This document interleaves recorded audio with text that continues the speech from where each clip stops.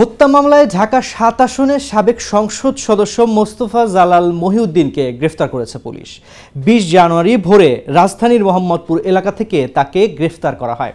বিষয়টি নিশ্চিত করেছেন ঢাকা মহানগর পুলিশের মিডিয়া বিভাগের ডিসি তালেবুর রহমান।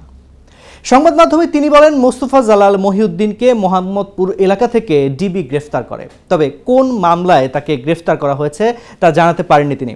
এদিকে খোঁজ নিয়ে জানা গেছে, জুলাই আগস্টের গণহত্যার ঘটনায় একটি মামলা আসামি মহিউদ্দিন। সেই মামলায় তাকে গ্রেফতার দেখানো হয়েছে।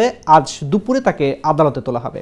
ছাত্র জনতার তুমুল আন্দোলনের মুখে গত বছরের ৫ আগস্ট প্রধানমন্ত্রীর পদ থেকে পদত্যাগ করে ভারতে পালিয়ে যান আওয়ামী লীগ সভাপতি শেখ হাসিনা। কেউ না বুঝলেও আমরা আপনার প্রয়োজন বুঝি, আর তাই তো অত্যাধুনিক ফিচার সম্বলিত বিভিন্ন সাইজ আর কালারের ২৫০টিরও বেশি ডিজাইন অপশন নিয়ে ওয়ালটন স্মার্ট ফ্রিজ বোঝে আপনার প্রয়োজন। টানা ১৬ বছরের মতো দেশ শাসন করা দলটির নেতাদের অধিকাংশই ৫ আগস্টের পর থেকে লাপাত্তা। অনেকে দেশ ছেড়ে পালিয়ে গেলেও আবার কেউ কেউ দেশেই আত্মগোপনে আছেন। এদের মধ্যে আবার অনেককে গ্রেফতার করেছে আইন শৃঙ্খলা রক্ষাকারী বাহিনী। এবার ঢাকা ৭ আসনের এমপিকে গ্রেফতারের কথা জানালো পুলিশ।